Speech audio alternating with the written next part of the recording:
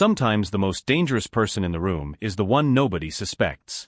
Tom Harris had been flipping eggs and manning the grill at Millie's diner for 3 years, and in all that time, he'd never raised his voice above a gentle murmur. The locals knew him as the quiet guy who showed up before dawn, cooked their breakfast exactly how they liked it, and minded his own business. What they didn't know was that before Tom Harris became a short-order cook in the sleepy town of Cedar Falls, he was Staff Sergeant Thomas Harris, a military interrogator who could break enemy combatants without laying a finger on them. But today, when 12 leather-clad bikers rolled into his peaceful world with violence on their minds, they were about to discover that some skills never fade. Quick pause before we continue. Tell us where in the world you're watching from, and if you're enjoying these stories, make sure to hit subscribe, because tomorrow's episode is absolutely mind-blowing. The morning sun cast long shadows across Highway 9 as Tom Harris unlocked the back door of Millie's diner at 5:30 a.m., just like he had every day for the past 3 years. At 52, Tom moved with the deliberate precision of a man who'd learned that wasted motion could mean the difference between life and death. His graying hair was cropped military short, and his hands, calloused now from years of working the grill, still bore the steady confidence of someone who'd once held much more than spatulas. The diner was Tom's sanctuary. After what happened in Kandahar, after the congressional hearings and the sleepless nights, he'd needed somewhere quiet to disappear. Cedar Falls, population 3,200, had been perfect. Nobody asked questions about his past, and he preferred it that way. "Morning, Tom," called Jenny Martinez as she pushed through the front door at 6 a.m. sharp. At 24, Jenny was the kind of waitress who remembered every regular's coffee order and never forgot to ask Mrs. Henderson about her arthritis. She'd been working at Millie's since high school, saving money for nursing school while taking care of her younger brother since their parents died in a car accident 2 years ago. "Morning, Jenny. Coffee's fresh." Tom's voice carried the hint of an accent that most locals couldn't place, the result of growing up in 5 different states as an army brat before enlisting himself at 18. Deputy Mike Rawlings pushed through the door 10 minutes later, his uniform already showing sweat stains despite the early hour. Mike was 38, had played football at the state university, and still carried himself like the linebacker he'd been. He'd taken the deputy job in Cedar Falls because he wanted to serve his community, not because he craved action. Most days, his biggest challenge was Mrs. Patterson's cat getting stuck in trees. "Usual, Mike?" Jenny asked, already reaching for the coffee pot. "Make it a double today. Got a feeling it's going to be one of those days." Mike slid onto his regular stool at the counter, nodding to Tom through the service window. Behind the grill, Tom cracked eggs with mechanical precision, each one landing perfectly in the hot butter. His movements were economical, practiced, the same methodical approach he'd once applied to breaking down enemy intelligence networks. But those days were behind him now. At least, that's what he told himself every morning when he tied on his apron. 17-year-old Marcus Williams burst through the back door at 6:15, still trying to fix his disheveled hair. The kid worked the dish pit and bussing tables after school and on weekends, dreaming of joining the Marines after graduation. He'd latched onto Tom from day one, sensing something in the older man that reminded him of his grandfather, a Vietnam vet who died when Marcus was 12. "Sorry I'm late, Mr. Harris. My mom's car wouldn't start again." "It's fine, Marcus. Get the plates ready for the breakfast rush." Tom flipped a pancake with the same fluid motion he'd once used to slide classified folders across interrogation tables. Some habits never died. The breakfast crowd filtered in slowly, farmers grabbing coffee before heading to their fields, teachers from the elementary school sharing gossip over scrambled eggs, retirees who had nowhere else to be but somehow made Millie's the center of their social universe. Tom knew them all by their orders. Bill Henderson liked his bacon crispy and his eggs over easy. Sarah Chin always ordered wheat toast with strawberry jam, and old Pete Morrison had been getting the same bowl of oatmeal for 15 years. Tom found peace in the routine. After years of high-stakes operations where every conversation was a chess match and every silence could hide deadly secrets, there was something profoundly healing about the simple act of cooking breakfast for people who just wanted their eggs done right. But peace, Tom had learned, was always temporary.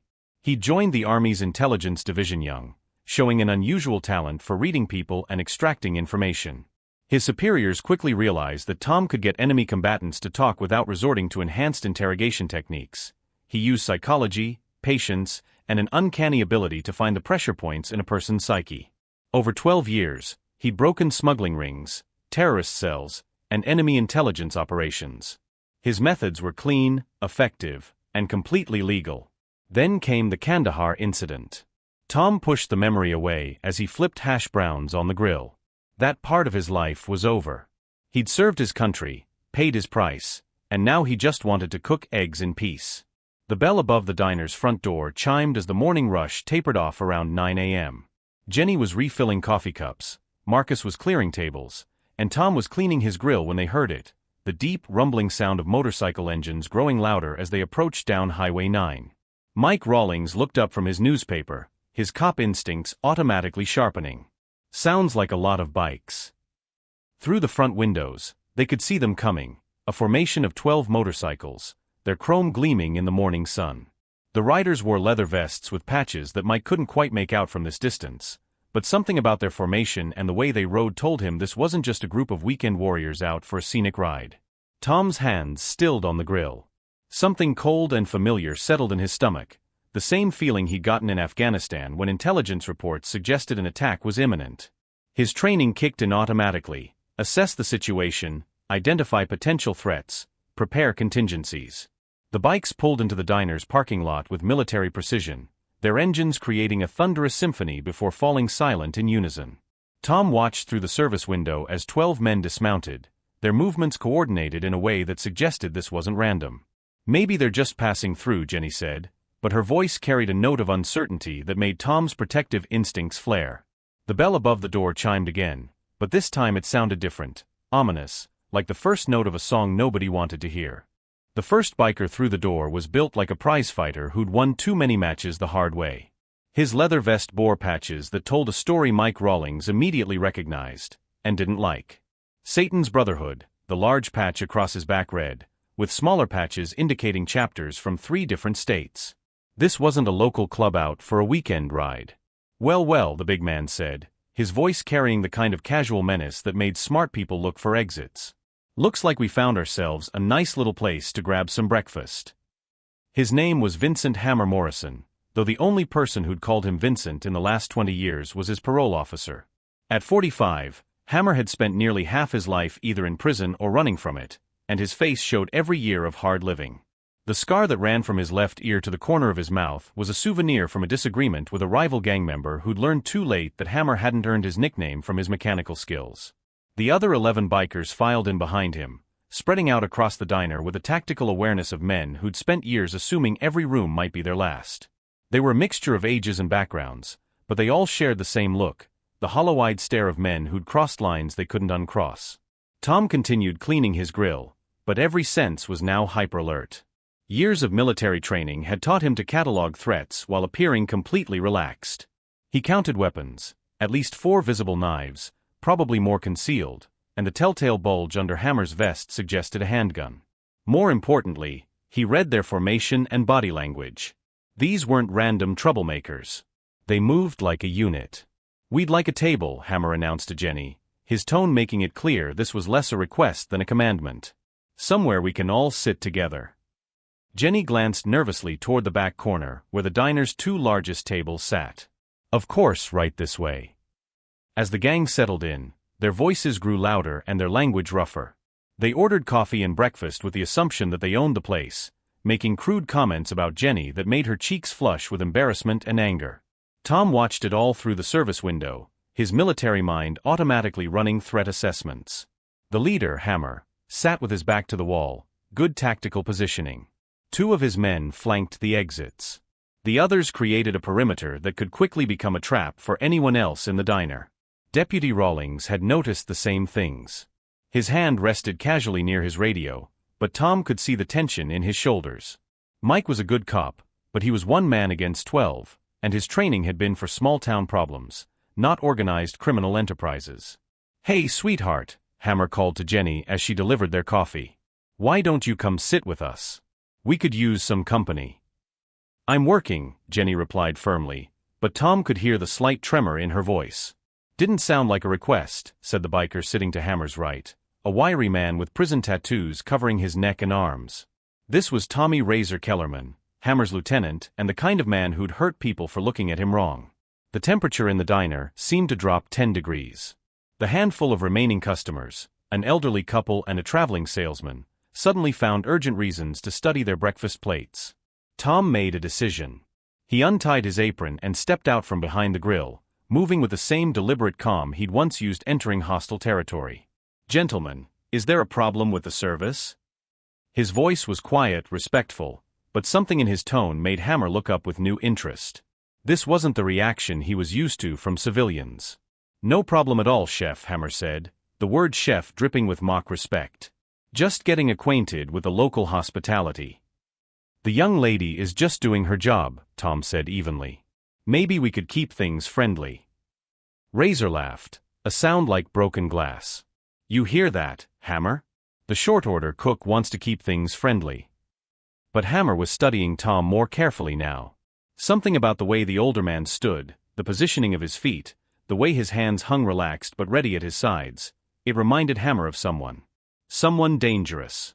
"You got a problem with how we talk to pretty girls, old man?" Hammer asked, rising slowly from his chair. "I don't have any problems at all," Tom replied. "Just suggesting we all enjoy our breakfast in peace." The words were conciliatory, but Tom's positioning wasn't. He'd moved to put himself between the bikers and Jenny, and his stance had shifted subtly into something Mike Rawlings recognized from his own military training, the balanced posture of someone ready for violence. "Jenny," Tom said without taking his eyes off Hammer, "why don't you go check on the folks at table 3? Smart girl that she was, Jenny immediately understood and moved toward the far side of the diner, putting distance between herself and the bikers. "Now that," Razor said, standing up and letting his hand drift toward the knife on his belt, "was kind of rude. We were having a conversation with the lady." The elderly couple at table 3 suddenly remembered urgent appointments elsewhere and left money on their table before hurrying out. The traveling salesman followed them, leaving only Mike Rawlings as a witness to whatever was about to happen. "Razor," Hammer said quietly, "sit down." But Razor was already committed to his course of action. Prison had taught him that backing down from anyone, even once, was the first step toward becoming someone's victim. He'd built his reputation on violence, and he wasn't about to let some diner cook make him look weak. "I think our new friend here needs to learn some manners," Razor said, sliding the knife from its sheath with practiced ease. That's when Tom Harris made his second decision of the morning, one that would change everything for everyone in Millie's diner. "Son," Tom said, his voice taking on a different quality, quieter, colder, carrying the kind of authority that made men stop and listen whether they wanted to or not, "you really want to put that away?" Something in those words, in the absolute certainty with which they were delivered, made Razor hesitate. For just a moment, he felt like prey instead of predator. But the moment passed, and Razor's pride took over. He stepped toward Tom, the knife held low and ready. "Or what, old man? You'll cook me an omelet." Mike Rawlings was reaching for his radio when Hammer's voice cut through the tension like a blade. "Razor, sit down." The lieutenant hesitated, confused by the order. This should have been easy: intimidate the cook, put him in his place, show the whole diner who was in charge. But Hammer was looking at Tom Harris like he was seeing a ghost. "You sure about this, Hammer?" Razor asked, but he could hear something different in his leader's voice. Hammer's eyes never left Tom's face. "What did you say your name was, chef?" "Tom Harris."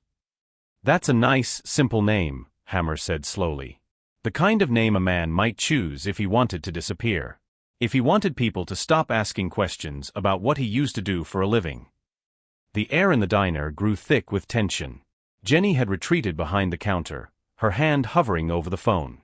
Marcus had frozen in the middle of clearing a table, sensing that something significant was happening but not understanding what. Tom remained perfectly still, his gray eyes fixed on Hammer with a kind of steady gaze that had once made enemy combatants confess secrets they'd sworn to take to their graves. "I cook eggs," Tom said simply. "That's all I do now." "Now," Hammer repeated, catching the word. "But what did you do before, Tom Harris? Because I'm getting the feeling you weren't always in the restaurant business." The question hung in the air like smoke from gunpowder. In that moment, everyone in the diner sensed that they were standing at the edge of something dangerous, a place where the past was about to collide with the present in ways none of them were prepared for. Tom Harris had spent 3 years building a quiet life, trying to forget the skills that had once made him invaluable to his country and dangerous to its enemies. But as he looked at the 12 armed men who'd brought violence into his sanctuary, he realized that some things couldn't be forgotten. They could only be used. Razor, put the knife away, Tom said, and this time his voice carried an undertone that made every person in the diner stop breathing. It was the voice of absolute authority, not the authority of rank or position, but the deeper authority of someone who'd looked into the darkest corners of human nature and learned how to navigate them. It was the voice Tom Harris had used in windowless rooms in Afghanistan, Iraq, and places that didn't appear on any official maps, when he needed enemy combatants to understand that their only choice was to cooperate. Razor's hand trembled slightly, the knife suddenly feeling heavy in his grip. He'd threatened hundreds of people over the years, and none of them had ever talked to him like this. The tone wasn't angry or afraid, it was clinically calm, like Tom was discussing the weather. You know what I think? Tom continued, his eyes still locked on Hammer but his words directed at Razor. I think you got that scar on your left hand from a broken bottle during a fight in Riverside County Jail, probably around 2018. And I think you're right-handed, which means when you swing that knife, you're going to lead with your right foot and leave your left side exposed for about half a second. Razor blinked, confused. How could this stranger know about his scar? About Riverside? But Tom wasn't finished. I also think you're carrying that knife because you're afraid. Men who aren't afraid don't need to wave weapons around in diners. They don't need to threaten waitresses to feel powerful. Shut up, Razor said, but his voice lacked conviction. Tom shifted his attention to the biker sitting at the far table, a heavy-set man with nervous eyes who'd been fidgeting since they arrived. And you, friend. You keep checking your phone because you're worried about something. My guess is probation check-in, maybe a custody hearing? You've got the look of a man who's supposed to be somewhere else right now. The heavy-set biker, whose name was actually Dale Murphy and who was indeed supposed to be at a probation meeting in 2 hours, went pale. Hammer held up a hand, and his men fell silent. Okay, Tom Harris. You've got my attention. Who are you? I already told you. I'm a cook. Bullshit. Hammer leaned forward. I've been in this business for 25 years. I know what dangerous looks like, and you're the most dangerous man in this room. So I'll ask again, who are you? Tom was quiet for a long moment, weighing his options. He could try to de-escalate, maybe convince them to leave peacefully. But he could see in their eyes that they'd passed the point of no return. These men had come looking for trouble, and they wouldn't leave until they found it. He thought about Jenny, barely out of college and working double shifts to take care of her brother. He thought about Marcus, a good kid with dreams of serving his country. He thought about all the quiet mornings in this place that had become his refuge. Some things were worth protecting. My name is Thomas Harris, he said finally. Staff Sergeant, United States Army Intelligence. For 12 years, I specialized in human intelligence gathering and tactical interrogation. The words fell into the diner like stones into still water, creating ripples of understanding that spread across the room. I was very good at my job, Tom continued. Good enough that enemy combatants would tell me things they'd never told anyone else. Good enough that terrorist networks would unravel after I spent an hour in a room with their leadership. Good enough that the Department of Defense sent me to places where asking nicely wasn't an option. Hammer's expression had changed from skeptical to genuinely concerned. Interrogator. That's right. And right now, I'm looking at 12 men who walked into my place of work with the intention of causing trouble. I'm seeing weapons, aggressive posturing, and what appears to be a coordinated effort to intimidate civilians. In my old line of work, we'd call that actionable intelligence. Tom moved slightly, and suddenly he was standing in a different position, one that gave him sightlines to every biker in the room and clear access to 3 separate exit routes. The movement was so subtle that most people wouldn't have noticed, but Hammer saw it and recognized it for what it was: tactical repositioning. Here's what I know about you, Tom said, his voice taking on the clinical tone he'd once used in briefing rooms at Bagram Air Base. You're Vincent Morrison, also known as Hammer. You did 7 years in Pelican Bay for armed robbery, got out in 2019. Your lieutenant there is Tommy Kellerman Razor, who's violated parole at least twice and is carrying a concealed weapon across state lines. Both men stared at him in shock. How could he possibly know this? But Tom was just getting started. The nervous gentleman at table 6 is Dale Murphy, who's supposed to be at a probation meeting this morning instead of terrorizing diners. The man by the door with the dragon tattoo is wearing a wedding ring but keeps his left hand in his pocket, probably because his wife doesn't know where he is. Each observation hit like a physical blow. Tom wasn't guessing. He was reading them the way he'd once read enemy prisoners, cataloging details that revealed more than they realized. "You want to know how I know all this?" Tom asked. "Because for 12 years, my job was to look at dangerous men and figure out what made them tick. To find the pressure points, the fears, the secrets they thought were hidden. And right now, I'm looking at 12 men who are about to make the biggest mistake of their lives." The diner was dead silent except for the soft hum of the fluorescent lights and the distant tick of the wall clock. "You see, gentlemen, I didn't just interrogate enemy combatants. I studied them. I learned how groups like yours operate, the hierarchy, the psychology, the way you use fear and violence to control people. And I got very, very good at dismantling those systems." Tom's eyes found Hammer again. "For instance, I know that you're not actually in charge here. Real leaders don't need to prove their authority by terrorizing waitresses. Real leaders command respect through competence, not fear. Which tells me you're probably the lieutenant in a larger organization, sent here for a specific purpose." Hammer's jaw tightened. Tom had hit close to home. "I also know that at least 3 of your men are carrying illegal weapons, 2 are violating parole just by being here, and 1 of you has an outstanding warrant in Nevada. Should I keep going?"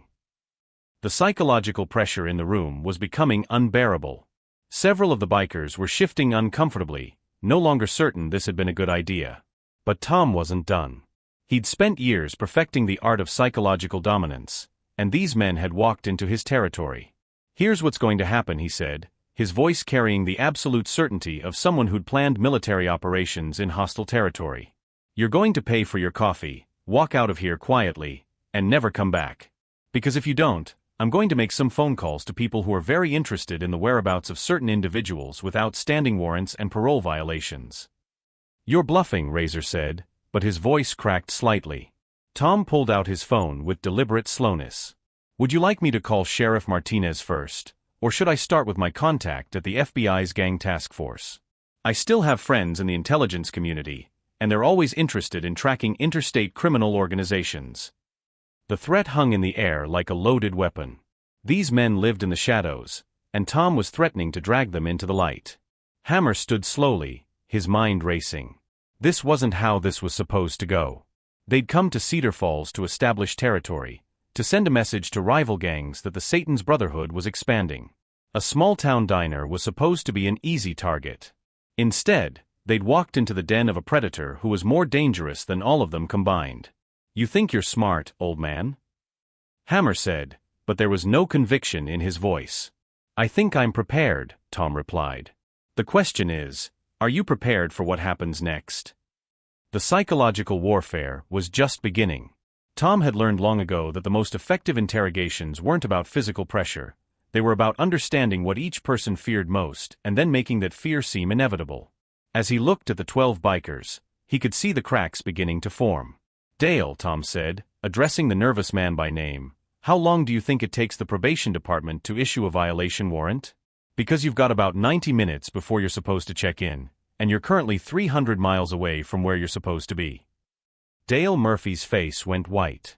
His probation officer had already warned him that one more violation meant 18 months in state prison. "You don't know what you're talking about," Dale stammered. "Don't I?" Tom reached into his pocket and pulled out a small notebook, the kind he'd carried during his military service to record intelligence observations. Vincent Morrison, released from Pelican Bay September 15, 2019. Violation of terms, association with known felons. Razor Kellerman, last known address 1247 Industrial Boulevard, Bakersfield. Outstanding warrant, failure to appear on weapons charges. With each detail, Tom watched the biker's confidence crumble. He was reading from memory, but they didn't know that. As far as they knew, he had a complete intelligence file on each of them. The truth was simpler but no less effective. Tom had spent 12 years learning to read people like books, their posture, their nervous habits, the way they talked about their pasts. Combined with educated guesses based on gang demographics and criminal patterns, he could paint a picture accurate enough to shake their certainty about who they were dealing with. "Jimmy Dragon Vargas," Tom continued, looking at the man with the elaborate tattoo covering his right arm. "You keep touching your wedding ring like it's a lifeline. How long since you called home?" How long since you told your wife where you were going? Dragon's hand unconsciously moved away from his ring. Shut up. She thinks you're at work, doesn't she? Some legitimate job you told her about to explain the new income. What happens when she finds out you're running with the Brotherhood again? What happens to your kids when you go back to prison? I said shut up. Dragon's voice cracked. But Tom was relentless now, using every technique he'd perfected in windowless rooms overseas. Not torture, psychology. The kind of precise emotional pressure that made people reveal their deepest secrets. Marcus, Tom called to the teenage dishwasher, who was still frozen behind the counter. Call Sheriff Martinez. Tell him we need backup at the diner. Don't you move, kid, Hammer warned, but his authority was eroding with each passing second. Tom stepped forward slightly, not aggressive, just confident. You're not going to hurt that boy, Vincent. Because you know that if you do, this stops being a simple harassment case and becomes something much more serious. And you can't afford serious right now, can you? Hammer's eyes narrowed. What do you mean? I mean that the Brotherhood didn't send you here to start a war with law enforcement. You're here to establish territory quietly, probably scouting for drug distribution routes along Highway 9. But if you hurt a teenager in front of a deputy sheriff, that brings attention you can't handle. The accuracy of Tom's assessment was written across Hammer's face. That was exactly why they were here. So here's your situation, Tom continued, his voice taking on the methodical tone he'd once used to break enemy intelligence networks. You came here to send a message of strength, but instead you've revealed operational details to someone with federal intelligence contacts. You wanted to appear powerful, but you're about to be photographed by security cameras while threatening civilians.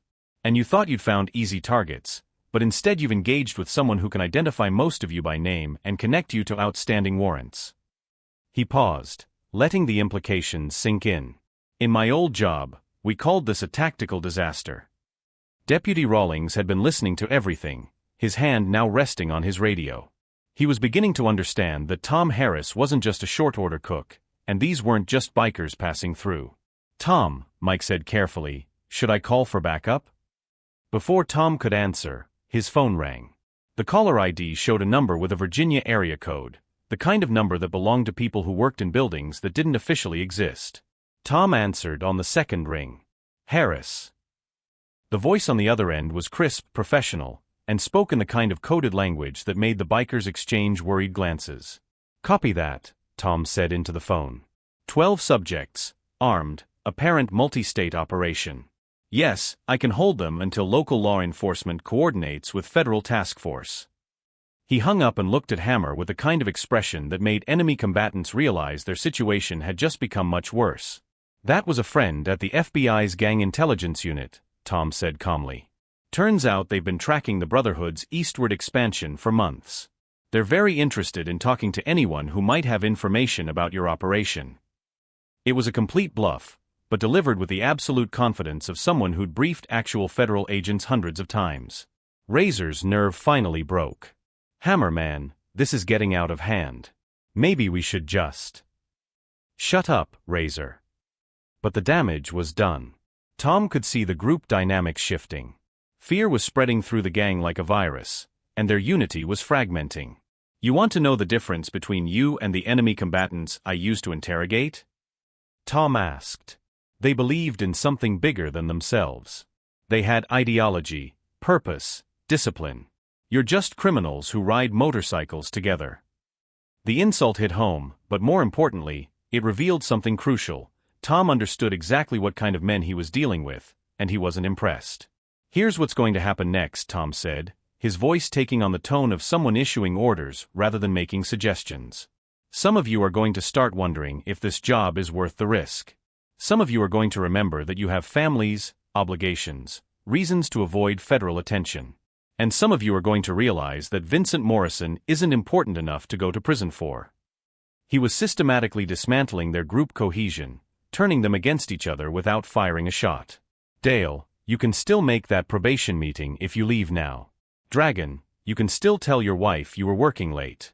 But if you stay here, if you escalate this situation, then everyone in this room becomes part of a federal investigation. The words hung in the air like a death sentence. Outside, they could hear the sound of approaching sirens. Sheriff Martinez and 2 deputies, responding to the call Mike Rawlings had made when the bikers first arrived. Tom smiled for the first time since the confrontation began. Sounds like backup is here. Now we all get to find out how badly you gentlemen want to test your luck against federal gang task forces. The game had changed completely. What started as intimidation had become interrogation, and Tom Harris was very good at his job.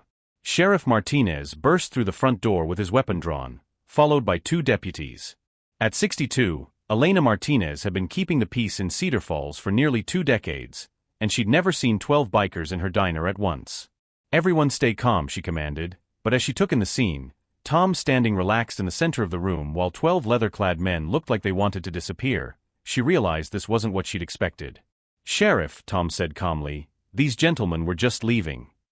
What happened next surprised everyone, including the bikers themselves. Dale Murphy stood up first, his hand shaking as he reached for his wallet. I need to pay for my coffee." He threw a $20 bill on the table and walked toward the exit, keeping his eyes down. Dragon followed, then 2 others. The group was disintegrating exactly as Tom had predicted.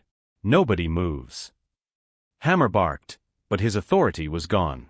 His men had seen behind the curtain of his leadership and found it wanting. "Vincent," Tom said quietly, "you're a smart man. Smart enough to know when you've been outmaneuvered.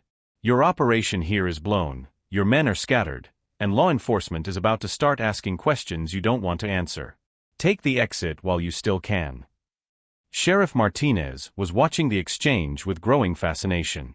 She'd known Tom Harris as a quiet short-order cook for 3 years, but the man standing in her diner now commanded the room with military precision. "What exactly happened here, Tom?" she asked. "Nothing that can't be resolved peacefully," Tom replied. "These gentlemen were just passing through, and I think they've decided to continue their journey." Hammer looked around at his remaining men, only 5 of them now, the others having quietly slipped out. The psychological pressure Tom had applied had fractured their unity beyond repair. "This isn't over," Hammer said, but the words sounded hollow. "Yes, it is," Tom replied with absolute certainty. "Because if you come back here, if you threaten these people again, you won't be dealing with a short-order cook. You'll be dealing with Staff Sergeant Thomas Harris, and I promise you that's a conversation you don't want to have." The threat was delivered without malice, without anger, just cold professional certainty that made Hammer understand he was looking at someone who'd ended conversations like this in much more permanent ways.